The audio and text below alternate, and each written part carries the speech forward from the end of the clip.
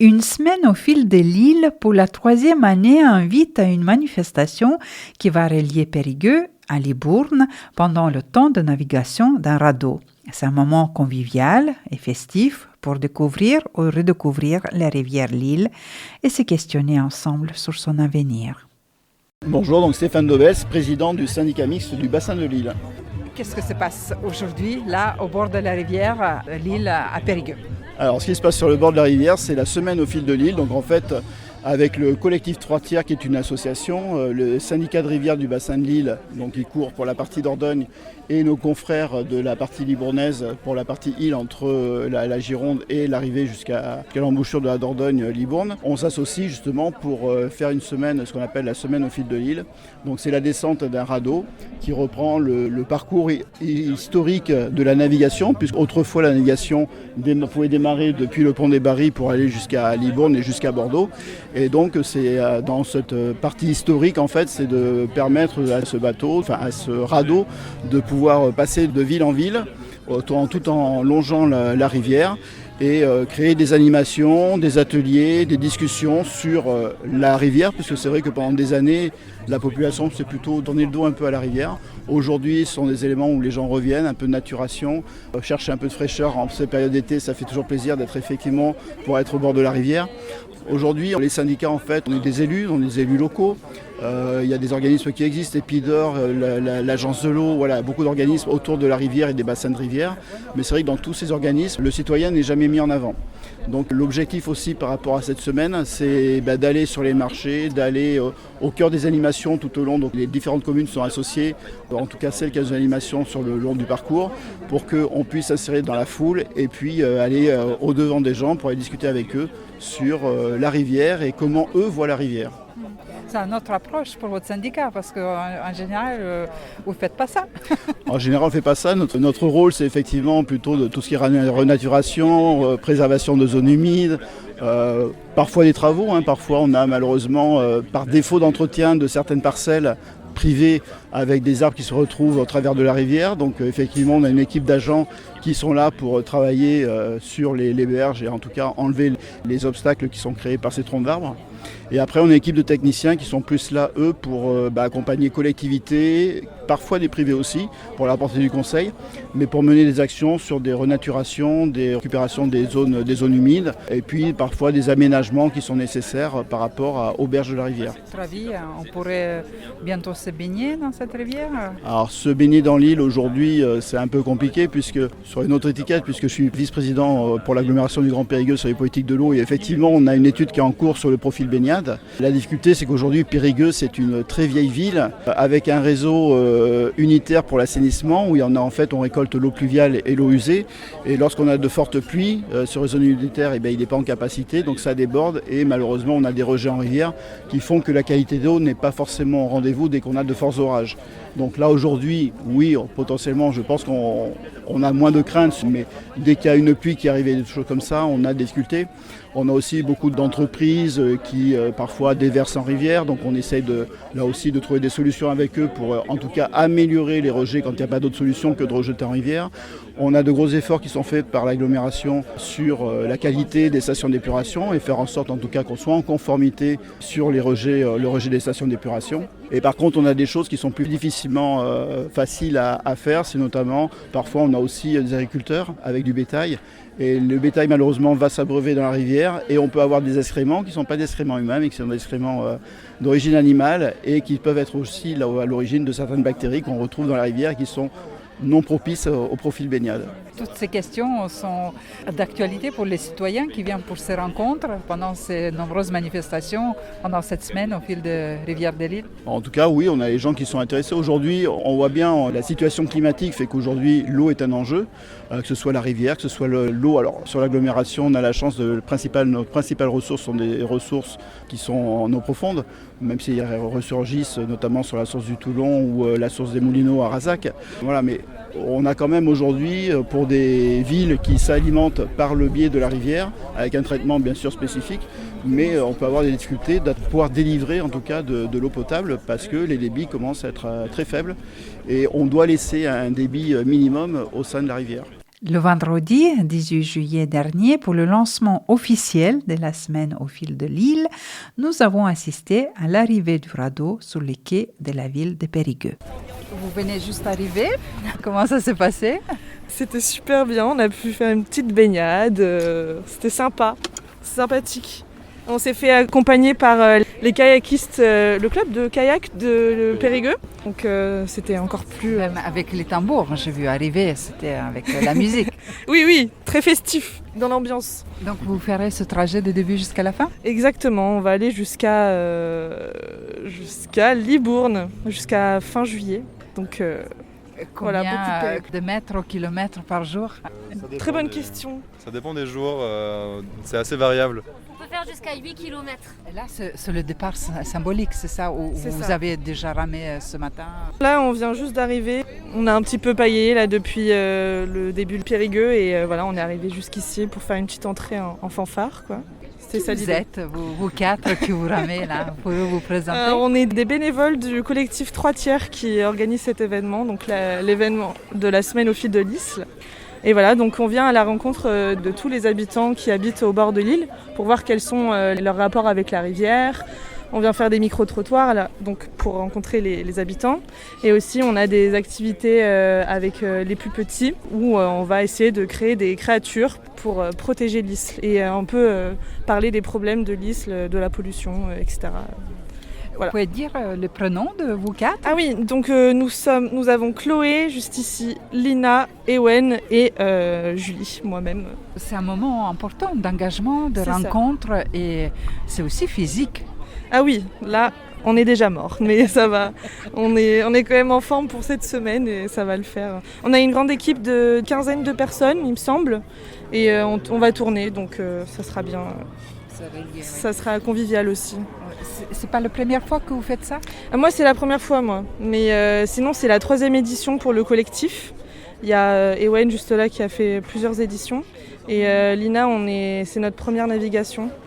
Et Chloé, c'est sa 3e, vu qu'elle fait partie du collectif. Qu'est-ce que vous attendez de cette expérience? Beaucoup de rencontres, du festif et aussi beaucoup de discussions autour des enjeux de la rivière. Et aussi peut-être ramener plus de gens pour les voix de l'île, qui est du coup le Parlement qui va réunir beaucoup d'habitants d'autour de l'île pour discuter plus en profondeur des problèmes et comment ils peuvent les régler eux en tant qu'habitants. Vous aussi, vous faites partie de ce groupe de rameurs? C'est ça, moi c'est la 3e année que je fais ça. Donc la première année j'étais en stage, ça m'a tellement plu que je suis revenu et du coup ça fait 2 ans que je viens en tant que bénévole et ça me plaît toujours autant. Qu'est-ce que ça vous plaît dans cette expérience? Il y a autant la partie navigation qui est super parce que j'adore l'eau et du coup de pouvoir se baigner comme là on a fait juste avant de venir mais aussi dans la médiation parce qu'il y a beaucoup de médiation scientifique et environnementale. Aussi tout un questionnement avec les habitants et habitantes autour de la question de l'Isle, pourquoi est-ce qu'elle est plus aussi pratiquée qu'avant, comment est-ce qu'on peut réussir à la réhabiliter. Et maintenant ils prennent un virage qui est super intéressant à mes yeux. Du coup c'est le Parlement de l'Isle, je ne sais pas si vous avez vu un peu la partie qui était là-bas, le stand qui faisait la promotion du Parlement de l'Isle et qui expliquait un peu leur démarche, comment est-ce qu'ils voulaient défendre la rivière d'une manière juridique ou d'une manière plus imaginaire et donc qui permet d'englober plus de personnes parce que quand on parle de juridiction on perd beaucoup de monde. Donc c'est super intéressant. Vous m'avez dit que vous avez pu vous baigner. Il y a plusieurs personnes qui n'osent même pas se baigner dans la rivière Lille. C'est ça, ce serait génial qu'ici ça puisse être un endroit de baignade. Finalement, c'est possible? Eh bah oui. Au moulin qui était là-bas, on a vu plein de gens se baigner. C'était pas du tout un souci pour eux, mais c'est sûr qu'on n'a pas cette habitude-là en ville de faire ça. Mais moi je trouve ça tout dérangeant et c'est encore plus agréable de se baigner en ville avec la chaleur qu'il fait en ce moment. Mais c'est vrai qu'il y a des gens qui nous ont dit plusieurs fois que c'est un peu peur de l'eau. Mais du coup ça fait 3 ans que je me baigne et pour l'instant j'ai jamais eu grand chose. C'est un des aspects, mais il y a plusieurs choses concernant la rivière. Déjà là aujourd'hui avec cette chaleur, on sent la fraîcheur. à côté. Oui. J'imagine vous, quand vous ramez aussi, vous avez une différence d'approche, cet lien avec la rivière. Oui, c'est clair. C'est un peu comme la marche à pied ou le vélo. On a une approche différente parce qu'on prend beaucoup plus notre temps et donc on peut plus observer les oiseaux, les libellules qui passent, les demoiselles, même la ripisylve, tous les arbres qui sont autour de la rivière. Et c'est super, moi qui adore l'environnement, je trouve ça génial. Donc vous irez jusqu'à Libourne? Du coup, on fera en 2 phases. Il y a 2 phases cet été. Donc là, ça s'arrête samedi la semaine prochaine et c'est jusqu'au Moulin du Duella. Et on reprend donc une autre partie en août, en repartant du Duella jusqu'à Libourne. On préfère diviser pour qu'il y ait plus de monde qui puisse venir en une semaine plutôt que de faire 2-3 semaines un peu plus intenses. C'est plus agréable. Et comment se passent les rencontres avec les habitants qui vivent au bord des rivières ou ceux qui viennent vous rencontrer sur votre parcours? On fait beaucoup de moments festifs pour réussir à amener des gens et du coup à les sensibiliser par rapport à ces sujets-là. Il y a aussi des tables rondes qui se font, mais c'est souvent des gens qui sont intéressés ou qui s'y connaissent dans le sujet. Et sinon, il y a aussi des micro-trottoirs sur des marchés ou dans des moments festifs, dans des guinguettes. Et la plupart du temps, les gens qu'on a en face de nous sont assez intéressés. Et comme il y a aussi une partie historique, les personnes qui, durant leur enfance, étaient beaucoup se baigner dans l'île, ils adorent parler de ça en fait.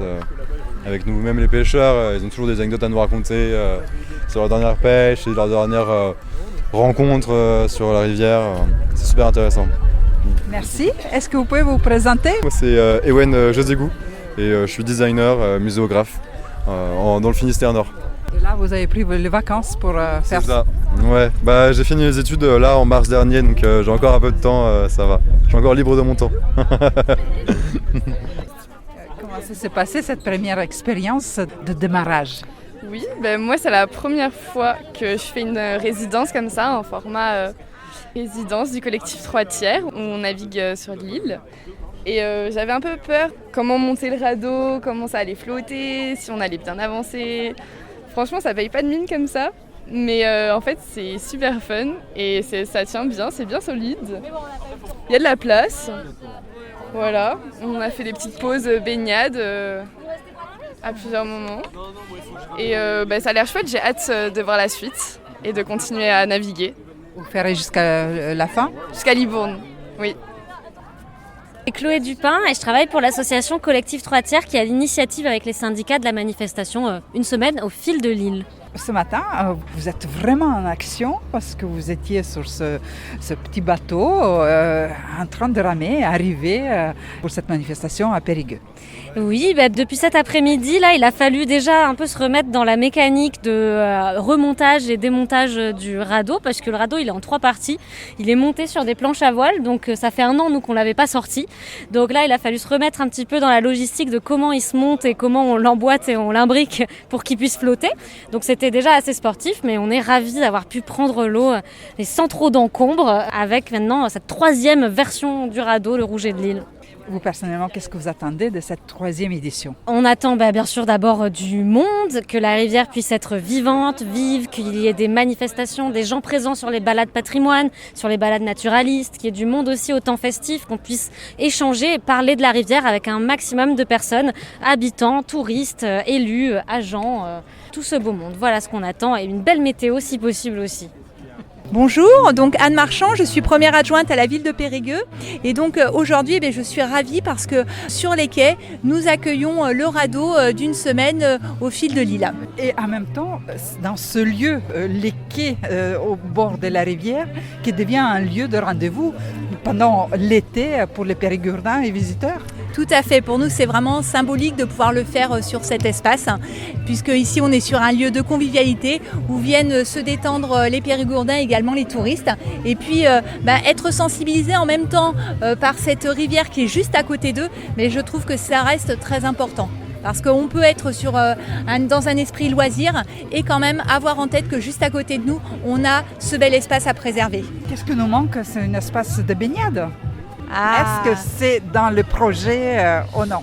Pour avoir un espace de baignade, il faut respecter un certain nombre de règles. Donc ça, il faut regarder c'est un temps beaucoup plus long.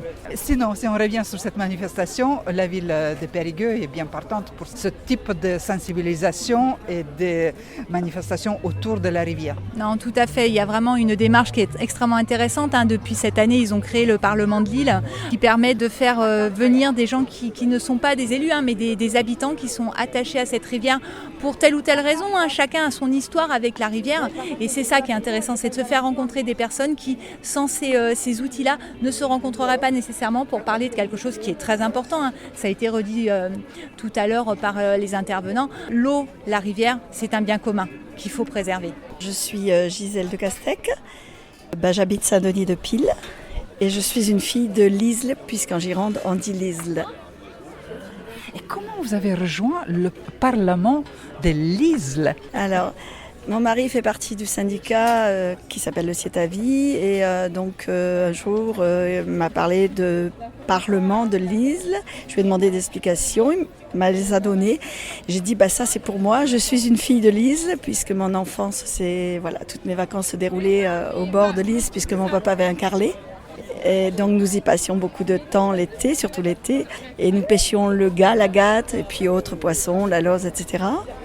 Et puis, je voulais être utile à ce Parlement. Vous dites, il y a plein de souvenirs, mais maintenant qu'est-ce qu'on fait? Alors, c'est une rivière qui est là, ça a été oublié.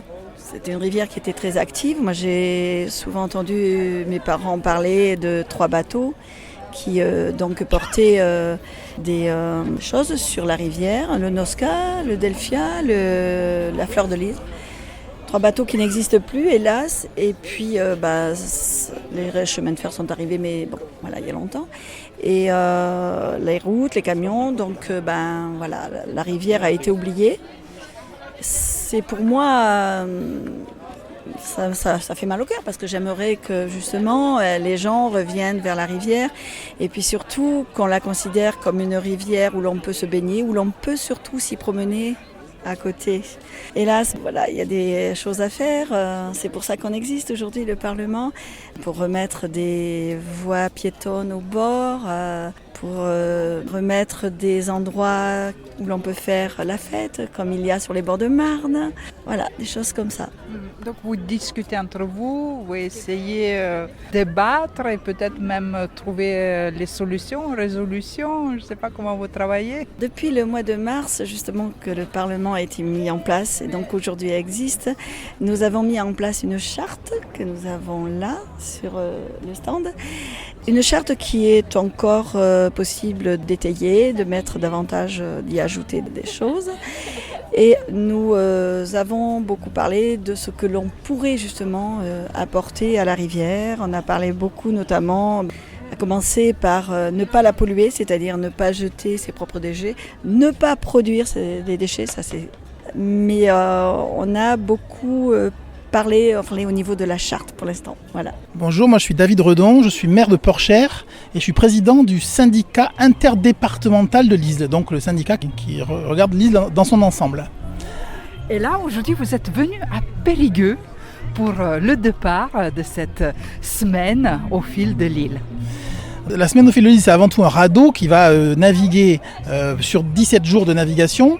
Mais c'est pas juste un radeau. Le radeau, c'est un prétexte à venir un peu comme on a les étapes du Tour de France, avec un petit village au départ, un petit village arrivé, et des activités, des animations autour de la rivière. Comment on reconnecte les gens, les habitants à la rivière. C'est ça l'enjeu.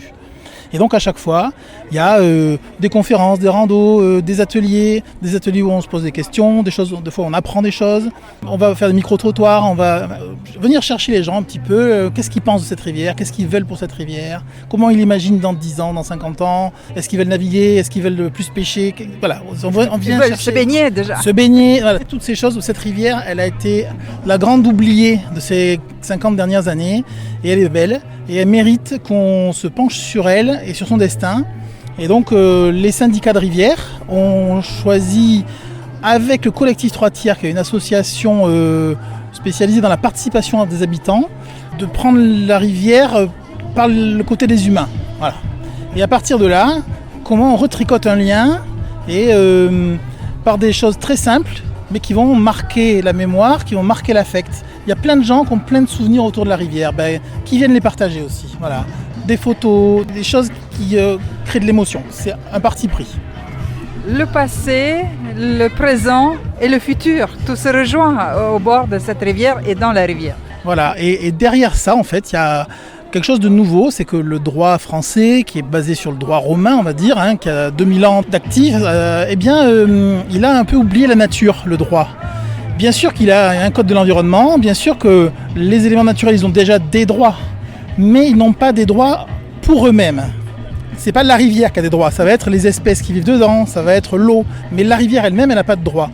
Et aujourd'hui, au niveau local avec l'ISL, mais au niveau national et international, il y a un grand mouvement sur les droits de la nature, sur les droits des cours d'eau, sur la personnalité juridique de la nature. Et pour le moment, c'est à l'état de question. C'est du droit qui n'existe pas encore en droit français ou en droit européen. Il y a quelques exceptions dans le monde où on commence à accorder des droits à certains cours d'eau. C'est des exceptions, mais si on se dit que dans l'Empire aztèque, on avait la Pachamama, que la terre-mère, eux, ils accordaient déjà des droits quelque part, des droits non écrits, mais la terre et la nature. Et donc, comment nous aussi, à notre manière, avec nos yeux d'humains du XXIe siècle, on écrit quelque chose qui ressemblera à des droits pour la nature. C'est aussi ça qu'il y a derrière, et comment, en venant chercher les gens, on vient aussi s'inspirer, chercher des idées, comprendre quelle est la connexion finalement. Et on n'est pas des êtres déconnectés de la nature, comme on pourrait parfois l'imaginer ou le croire ou le penser.